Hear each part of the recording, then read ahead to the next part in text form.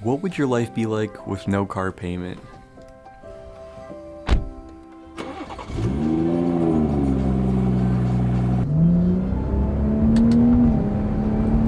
Okay, that's a very interesting, profound question, because I finished my car payments, and I feel happy. Many of us have been in car debt But if I need to upgrade at some point, oof, I don't know. I don't know. Maybe that's one of the reasons why I haven't probably upgraded my car. Um, the car payments, the interest, like over like a period of what, like 5 years? Balloon payments. Ooh, juice. for so long that we can't even remember what that feels like. Yeah. I recently paid off my BMW more than a year Congratulations, bro. early, and the feeling of relief that I felt making that last payment is something that I want to talk about today because I feel like this topic isn't really talked about enough on car YouTube. I believe that we have a car debt crisis in America right now, so let me hit you with a few statistics. It's not just America, bro. Like, it's world over. World over. Because, I mean, yeah. I think we have a general credit problem, maybe. Because it's not just car payments, house payments, just like ordinary item payments, debt on, like, I don't know, furniture or something like that. The average payment right now on a new car is $726 a month, and the average payment on a used car is around $533 a month. The average interest rates across all credit scores is around 7% for new cars and close to 12% for used cars, and the total of all of our car debt is in excess of $1.6 trillion. Ooh, that's a lot of money. Meanwhile, roughly 28% of Americans have less than $1,000 in their savings. And on top of all of that, nearly 4.5% of car payments are currently delinquent by 90 days, putting those cars into repossession territory. How much is your car payment? $1,080. What's your car payment? $744. Your car payment and what do you drive? $2,000 a month. I drive Chevys, of course. I noticed a trend recently on TikTok where people announce their car payment like it's some sort of flex or a competition to see who's paying the most each month, while other people make videos with the sound of desperation in their voices, and you hear people call in on these financial talk shows with just ridiculous monthly expenses, and you realize this isn't just a few isolated cases, this is a massive problem. I'm currently in a horrible auto loan. I owe $18,000. Oh, I know Dave Ramsey's probably gonna go in. The way he hates that, he's probably gonna go in on this lady. Let's hear. $4,000 underwater with a 26% interest rate. Huh? 26%? You got How messed do I over, go? didn't you? What? Isn't that a little bit high? 26%? No, man, that doesn't sound like an actual car payment interest. I think she might have used personal finance, maybe like a personal loan or something, to finance her car. I don't think she used an actual car finance. 26%? Watching videos like these lit a fire under me to get my car paid off ASAP. I think as car enthusiasts, we're even more vulnerable to going deeply into debt for our cars because for us, a car is so much more than this appliance that just like gets us from here to there. For us, our cars are our hobbies, our source of entertainment, and a gateway to meet other people who are into cars just like us. Something we hear a lot in the car YOLO!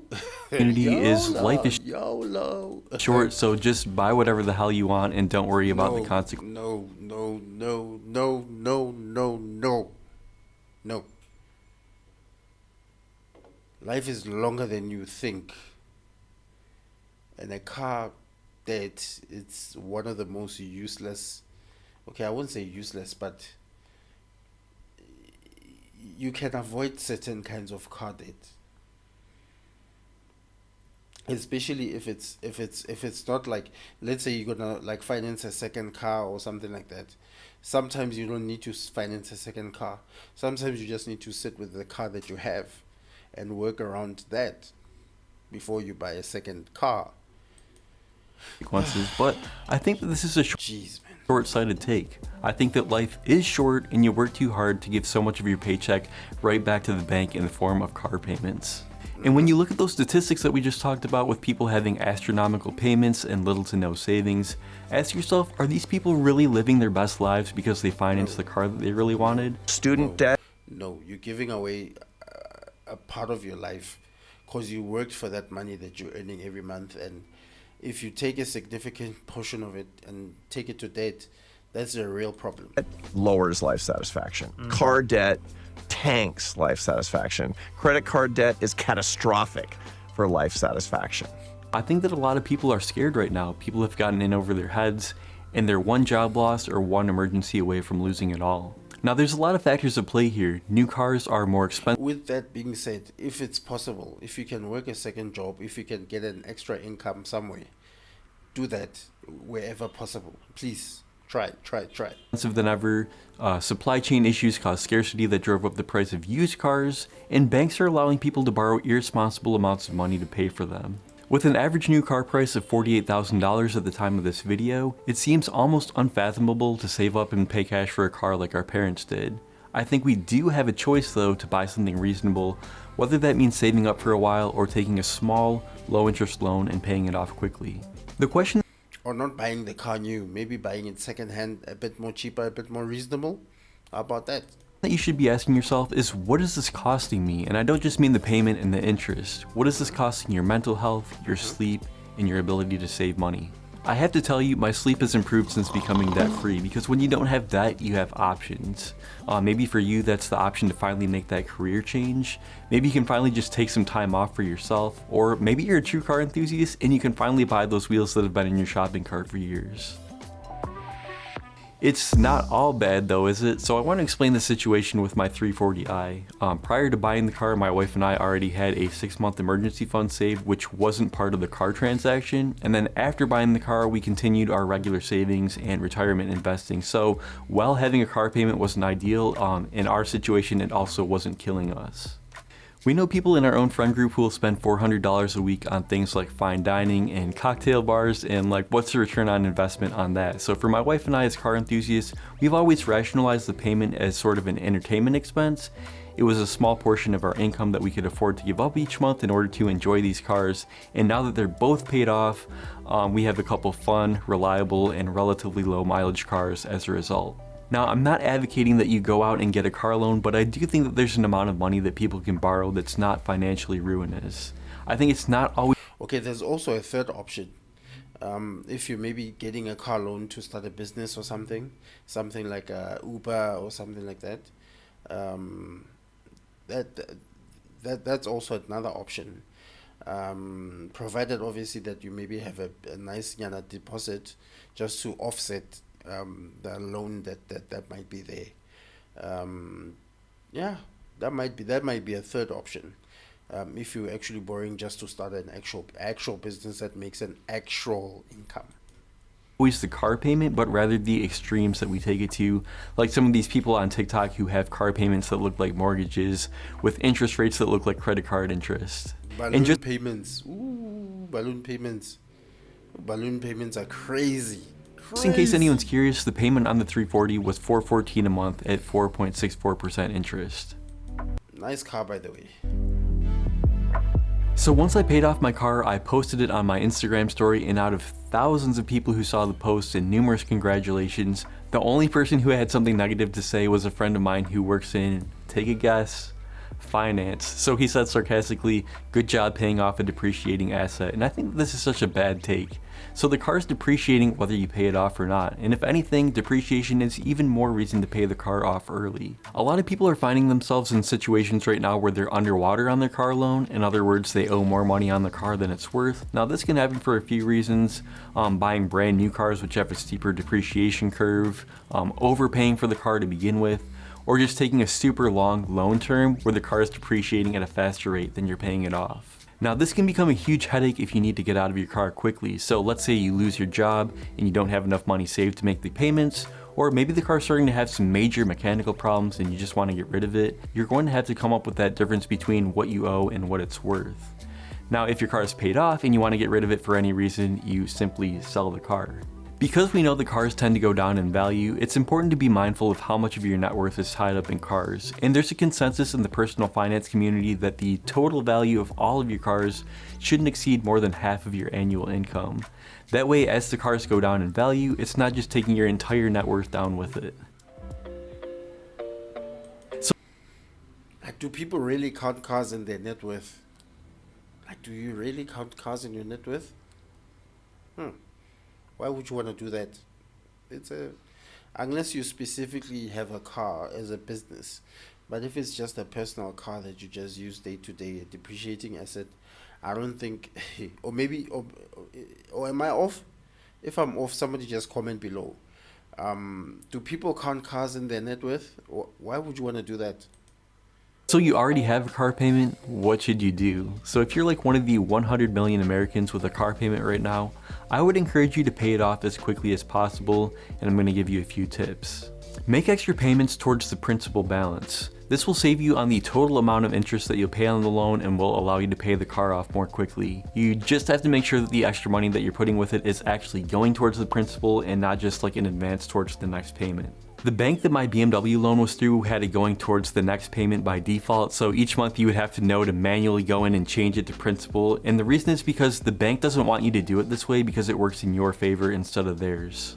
Get creative. Okay, so basically it's like what, like similar to amortization in like bond repayments, right? Mortgage bond repayments, where you're basically just reducing the amount your principal is actually going, or you're basically just reducing the interest rate that you're gonna pay forward.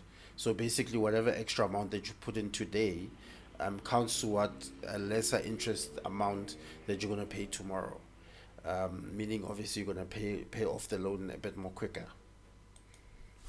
So I decided to pay off my car early by just writing a check for the last $7,000 that I owed on it, and as I was coming up with the money for that, I looked around my house and ended. Wait, did like here where I am, for example, if you finish paying off your bond or mortgage loan, okay, obviously I'm comparing them because yeah, I mean I no longer have a car loan, but I still have my mortgage loan. And when you finish off paying like your mortgage loan here, basically they have a penalty if you pay it off quicker. So what they say is that something like you have to write them a letter or something like that, to as an intention to tell them that you wish to pay off the loan quicker than you normally would have expected to. That way you won't incur any penalty fees. I wonder if they actually do the same with cars. If anybody knows, just write something below and tell me. Ended up selling a bunch of stuff on eBay, everything from shoes to video games and camera equipment that I wasn't using, and I ended up finding like $1,700 worth of stuff that was just like sitting in my closet. Nowadays, it's easier than ever to monetize your hobbies, whether that's YouTube, TikTok, and I finally just got remonetized on Instagram. I have a video that I'll link down below that shows how you can get started with affiliate marketing with Amazon, and one commenter on that video said that they were making $150 a month thanks to the advice that I gave in that video, so you might want to check that out. So that's an extra $150 a month that you can put towards your principal balance. The main thing though is you have to decide to get aggressive. As I said earlier, anything that you can do that's gonna put in a few extra couple of hundreds, few extra couple of thousands, whatever amount extra in your pocket, do that wherever possible.